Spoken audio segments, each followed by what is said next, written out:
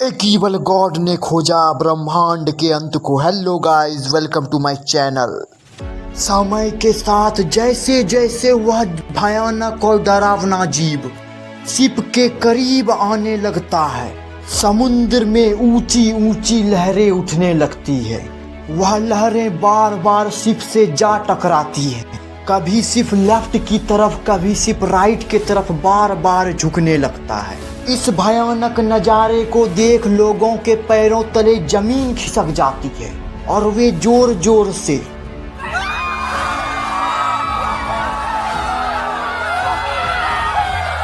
थोड़े ही देर में एक मिस्टीरियस जीव समुद्र के अंदर से अपना मुंह को बाहर निकालता है और जहाज के बीच में से दो टुकड़े कर देता है। जहाज धीरे धीरे पानी में डूबने लगता है। वह बॉडी बिल्डर आर्मी मैन इस रेडिएशन से भरे समुद्र में गिर जाता है। इस ग्रीन रेडिएशन से भरे अथाह समुद्र में वह धीरे धीरे समुद्र की गहराई की तरफ जाने लगता है। उस आर्मी मैन की आंखें धीरे धीरे बंद होने लगती है। वह पहुंच जाता है अपने बचपन के दौर में। यह समय है 1945 का, the world war second, one of the greatest war of the Mankind. हम लोग देखते हैं एक फुटबॉल स्टेडियम को, जिस स्टेडियम में कुछ बच्चे फुटबॉल का मैच खेल रहे थे। ऑडियंस यह देख एंजॉय कर रही थी। आर्मी मैन भी इस फुटबॉल मैच को एंजॉय कर रहा था। थोड़ी देर बाद यह फुटबॉल मैच खत्म हो जाता है। उसके पापा, मम्मी और एक छोटी बहन और वह खुद जो अभी एक छोटा बच्चा है अपने कार में जाके बैठ जाता है। उसके पापा कार से अपने घर की तरफ जाने लगते हैं। आर्मी के बड़े बड़े ट्रक कार की बगल से गुजरते हैं। तभी वह बच्चा अपने पिताजी से पूछता है, पापा इतने सारे आर्मी वाले कहाँ जा रहे हैं? जर्मन सरकार को हजारों साल पुराने एक मिस्टीरियस सिटी का कोई नक्शा मिला है या लोग उसी शहर को ढूंढने के लिए जा रहे हैं। पापा आखिरी इस शहर में ऐसा क्या खास है? बेटे, लूटियन उसमें कुछ ऐसा है जो हमें जीत दिला सकता है। आज से 10 लाख साल पहले इस पूरे अनंत ब्रह्मांड का सबसे पावरफुल गॉड हुआ करता था। वह चाहता था इस जगत से परे दूसरे जगत में जाना और उस संसार में भी सबसे ज्यादा पावरफुल बन जाना। इसलिए उसने ढूंढ निकाला अंतिम छोर इस ब्रह्मांड का, खून से रंगा हुआ तलवार, हाथ सिर्फ हड्डियों का जो तलवार को पकड़े हुए है। शरीर एक काले शॉल से ढका हुआ, लाल लाल आंखें और फेस मास्क से ढका हुआ। शरीर के चारों तरफ इतनी ताकत, इतनी ऑरा की ब्रह्मांड को भी झुका दे। द लॉर्ड ऑफ 10,000 घोस्ट एक लौता शख्स है इस समय इस पूरी सृष्टि में जिसने इस अंत को देखा। द लॉर्ड ऑफ 10,000 घोस्ट अपनी आंखों से अपने सामने एक बहुत ज्यादा powerful the matter of darkness को देख रहा था। एक ऐसा मैटर जो उसे बार बार जब भी वह इस बाउंड्री को पार करने की कोशिश करता, वह मैटर उसे वापस पीछे ढकेल देता, जैसे कि इस मैटर के पास अपना खुद का इंटेलिजेंस हो। उस समय के ब्रह्मांड के 10 सबसे powerful God Lord of 10,000 ghost का पीछा कर ब्रह्मांड के अंत के पास पहुंच जाते हैं। वे जब लॉर्ड ऑफ 10,000 घोस्ट को इस स्थिति में देखते हैं तो वह जोर जोर से हंसने लगते हैं। Supreme God, the God of 10,000 ghost रुक कर इन 10 गॉड को देखने लगता है। इसी समय 10 गॉड में से एक गॉड, इसका नाम ईरी सोल है, वह चिल्ला कर 10,000 घोस्ट को कहता है, तुम्हें इस सृष्टि के नियम बदलने का कोई अधिकार नहीं। तुम्हारा जन्म इस ब्रह्मांड में हुआ था और तुम्हारा मृत्यु भी इसी ब्रह्मांड में होगा। यह कहकर eerie soul lord of 10,000 ghost पर हमला कर देता है। वह red hot bloodthirsty chain से लॉर्ड ऑफ 10,000 घोस्ट की तरफ हमला करता है। लॉर्ड ऑफ 10,000 घोस्ट तलवार निकाल, इस तलवार के नाम से उनका नाम प्रचलित हुआ। तलवार का नाम है the sword of 10,000 ghost. 10,000 ghost एक ही झटके में ईरी सोल की बॉडी को बीच से फाड़ देता है और उसके ब्लड को पी जाता है।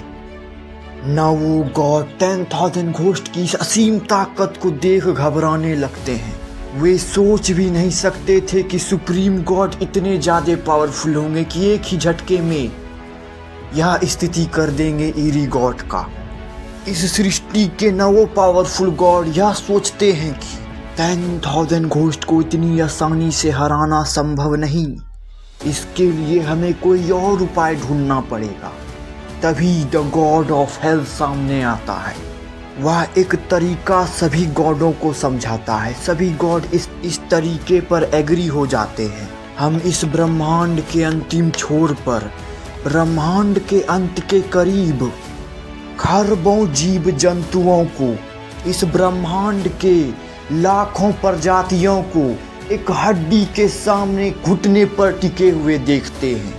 वह एक खरबों साल पुराने हड्डी के सामने घुटने पर टिके हुए हैं। बच्चे जोर जोर से रो रहे हैं, चिल्ला रहे हैं। माताएं उन्हें अपने गोद में छिपा के रखी है। क्या होने वाला है यह किसी को नहीं पता, सिर्फ उन गॉडों को पता है। स्त्री पुरुष बूढ़े जवान सभी उस हड्डी के सामने घुटने पर टिके हुए हैं। जानवर जीव सब कुछ। थोड़े ही समय बाद द गॉड ऑफ हेल सभी के सामने आता है। वह अपने हाथ को आसमान की तरफ उठाता है। इन खरबों जीव जंतुओं इंसानों के चारों तरफ लावा का एक समुद्र धीरे धीरे आगे की ओर बढ़ने लगता है। वह लावा का समुद्र इन सभी को चारों तरफ से घेर लेता है और थोड़ी देर बाद, थोड़ी समय बाद गॉड ऑफ हेल इस एंशियंट मिस्टीरियस बोन को उस लावा के भट्टी में डाल देता है। समय धीरे धीरे बीतने लगता है। 1 मिनट, 2 मिनट, 3 मिनट, 5 में ही मिनट में वह लावा का भट्टी हजारों टुकड़ों में बट जाता है। उस लावे की भट्टी से निकलता है एक खून से रंगा हुआ दानव, जिसके बड़े बड़े दांत होते हैं। उसकी आंखें काली काली होती है। हाथ में एक बहुत बड़ा स्पेयर मतलब भाला। वह होता है the ancient and the greatest God of this world and this universe, the Lord of all evil gods in this universe, the God of manipulator. खरबों जीव जंतुओं के फ्लैश एंड ब्लड से इस इवल गॉड को वापस इस दुनिया में प्रकट किया गया है। मात्र इसकी इस परछाई से पूरा संसार कांप रहा था। The God of manipulator and the God of 10,000 ghost आमने सामने में खड़े थे। उसी समय आर्मी वाले सभी रोड पे जाते गाड़ियों को रुकवा देते हैं।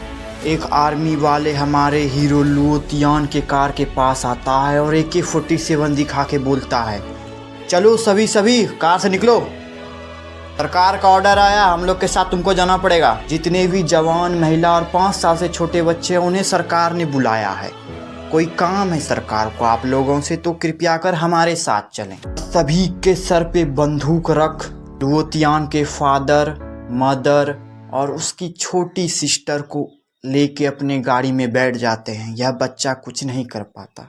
यह बच्चा अपने कार से भी नहीं निकल पाता। जब एक आर्मी मैन और कार में ढूंढने के लिए आता है कि कोई और है क्या इस कार में, जब वह इस कार का दरवाज़ा खोलता है तो वह इस बच्चे को देखता है। वह इस बच्चे को देख बहुत जोर जोर से हंसने लगता है। बोलता है, मैं तुझे क्या लेके जाऊंगा, तू तो लगड़ा है साले, तू क्या आएगा हम लोगों के साथ, तू मेरे कोई काम का नहीं, हट यहाँ से। और उसे एक लात मार के कार से बाहर निकाल देता है और वह उस कार में खुद बैठ उस कार को लेके चले जाता है। वह बच्चा रोड पर बैठकर रोने लगता है। समुद्र में डूबते हुए भी लुओतियान की आंखों से आंसू गिरने लगते हैं। उसकी आंखें धीरे धीरे खुलती है, उसकी आंखों से आंसू गिर रहे होते हैं। उसकी आंखें ग्रीन कलर की हो चुकी होती है। का शरीर पानी के अंदर हल्की की तरह फूलने लगता है। उसकी आंखें ग्रीन कलर की हो चुकी होती हैं। उसके शरीर के अंदर खून नहीं बल्कि रेडिएशन बह रहा होता है, क्योंकि उसके शरीर के अंदर दिल नहीं बल्कि न्यूक्लियर रिएक्टर फिक्स किया गया है। जो उसे यह असीम ताकत प्रदान करता है। धीरे धीरे पानी से बाहर निकलता, वह इस ग्रीन रेडिएशन से भरे समुद्र के ऊपर आसमान में खड़ा होता है और सामने में देख रहा होता है एक बहुत बड़े ड्रैगन को। उसके